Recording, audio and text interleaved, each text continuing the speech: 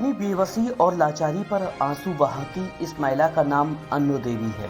प्रयागराज के झूसी थाना क्षेत्र में रहने वाली अन्नो देवी का आरोप है कि 2 जून को इनके सास ससुर ननद एवं देवर ने इनके पति की हत्या कर दी है। इस हत्या में ननद का बेटा भी शामिल रहा है। मृतक भोला यादव की पत्नी अन्नो देवी का यह भी आरोप है कि थानाध्यक्ष के दबाव में हत्या की जगह FIR आत्महत्या के रूप में दर्ज कराई गई है। अन्नो देवी ने अपने पति की हत्या के खिलाफ आवाज उठाई तो इनके ससुराल पक्ष ने ग्राम पूरे सूरदास से इनको निकाल दिया गया है। तब से यह अपने 2 छोटे नाबालिग बच्चों के साथ न्याय के लिए दर-दर भटक रही है। पीड़िता ने इसकी एक शिकायत SSP एवं मुख्यमंत्री से भी की है। सर, मेरा नाम अन्नो देवी है, स्वर्गीय भोला यादव, मैं उनकी वाइफ हूँ। थाना झूसी, जनपद प्रयागराज। और क्या हमारे हस्बैंड को हत्या कर दिया गया है। चूँकि मतलब हमारी उनकी फ़ोन पे बात होती रहती थी, लेकिन हमारे क्या कहते हैं देवर ने फ़ोन छीन लिया। 1 हफ्ते पहले मतलब क्या कहते हैं कि वो फ़ोन किए, उनका फ़ोन ले लिए थे। हमने बोला कि फ़ोन क्यों ले लिए, बोले कि हम मार को इनको मतलब जब मुर्दावा पे फेंक देंगे तब आपको सूचना देंगे, इसके पहले नहीं। तो फिर उसके बाद हम दूसरे दिन शाम को फ़ोन मिलाएँ कि हाँ फ़ोन नहीं दिया आप। बोले कि नहीं दूँगा, क्या कर लेंगी आप। हमने बोला कि नहीं, क्यों नहीं दे रहे हैं, हम किसी गैर से नहीं बात कर रहे हैं, अपने हस्बैंड से बात करना चाह रहे हैं। बोले कि नहीं। उसके बाद हमने कहा कि ये क्या बात है। बोले कि ऐसा कुछ हिस्सा हक नहीं देंगे, इसको साले को मार के भगा देंगे। हम बोले ऐसा क्यों। बोले कि मतलब जी सवा में ये उड़ रहे हैं, हम ये नहीं होने देंगे। हम बोले ऐसा कुछ नहीं है जैसे आप सोच रहे हैं। बोले कि नहीं, मतलब ज़मीन जायदाद की वजह से हमारे हस्बैंड को मार दिया गया है। मतलब वहाँ सूचना भी नहीं दिए कि हाँ ये हम फ़ोन किए उनके पास कि मतलब हमें जब बगल से सूचना आई कि हाँ क्या कहते हैं कि ये उनका मतलब मार के ये दूसरे के गाड़ी से लेके जा रहे हैं दवा के लिए। आंटी आप कहाँ हैं। बोले कि हम मायके में हैं। बोले कि आ जाओ, नहीं तो ये लोग। फिर हम फ़ोन किए, हस्बैंड वाले फ़ोन पर फ़ोन नहीं रिसीव हुआ। फिर उसके बाद क्या कहते हैं 10 बजे तक फ़ोन किए, कोई सूचना नहीं, मतलब फ़ोन रिसीव नहीं कर रहे थे। हम बोले कि फिर बगल से फ़ोन आया कि मतलब वो ख़त्म हो गए हैं। तो फिर उसके ठीक 11 बजे फ़ोन देवर मुलायम सिंह ने किया कि मतलब कहाँ हैं आप, आ जाइए, मतलब भाई की तबीयत बहुत ख़राब है। हमने बोला कि ठीक है, कहाँ हैं। तो बोले कि हम शकुंतला में लेके जा रहे हैं। हमने बोला कि ठीक, हम शकुंतला में आ रहे हैं। तो बोले कि नहीं, आप घर पे आइए, शकुंतला मत आइए। हमने बोला कि नहीं, हमारे हस्बैंड है, हम शकुंतला में। फिर 5 मिनट बाद बोले कि हम मेडिकल लेके जा रहे हैं। हम बोले कि हाँ ठीक, हम मेडिकल आ रहे हैं। ठीक बस 15 मिनट बाद बोले कि वो ख़त्म हो गए हैं, आप घर पे आइए। हम बोले कि ऐसा कुछ नहीं, अभी तो आप मतलब शकुंतला, फिर उसके बाद मेडिकल, और ये कैसे एकाएक ये हो गया। बोले कि नहीं वो ख़त्म हो गए। हमने बोला कि ऐसा कुछ नहीं।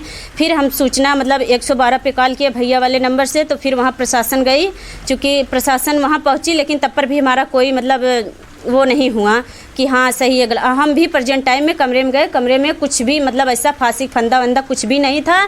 सास कह रही है कि वो बंदियानी से फांसी लगाए हैं, देवर कह रहा है कि रस्सी से लगाई हैं, ननद कह रही है कि वो साड़ी से लगाए हैं। चूँकि ऐसा कुछ भी नहीं, वहाँ ब्लड गिरा था और क्या कहते हैं जो गद्दा था उस पर कवर नहीं था, मतलब झाड़ू पोछा सारा हुआ था, कमरे में कुछ भी नहीं था।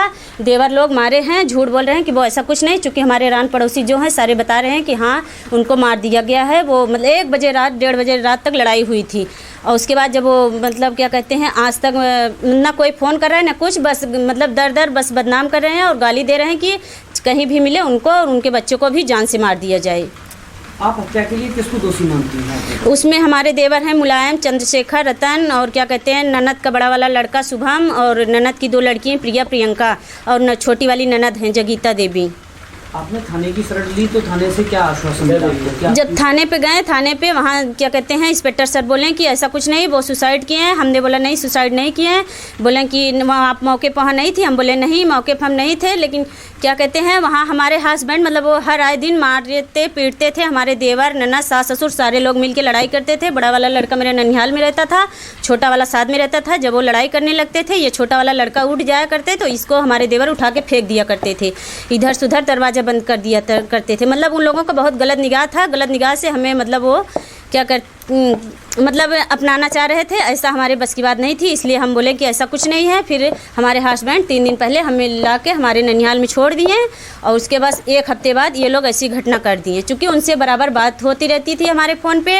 अन्नू मतलब ये लोग बहुत धमकी दे रहे हैं, फिलहाल अब हम बचेंगे नहीं, न हमें कहीं आने दे रहे हैं न जाने दे रहे हैं। हमारे गाँव के प्रधान थे, मतलब वो दोपहर में वो आए दवा दिलवाएँ, और हमारे देवर जो वो क्या कहते हैं नशा की उनको इंजेक्शन दिलवाएँ, उसके बाद दवा दिलवाएँ।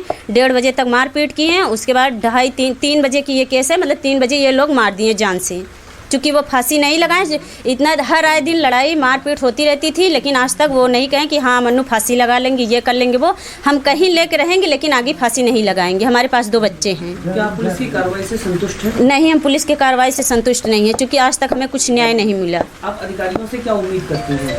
हमें न्याय मिलना चाहिए बस। अधिकारियों से उम्मीद क्या करते हैं? आपकी क्या FIR में परिवर्तन होना चाहिए? क्या क्या उम्मीद कर रही हैं? होना चाहिए।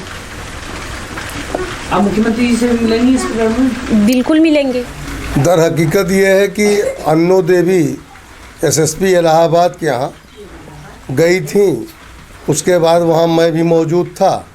मैं इनकी बातों को सुना तो SSP इलाहाबाद से हमने कहा, वहाँ पर झूंसी के CO साहब थे।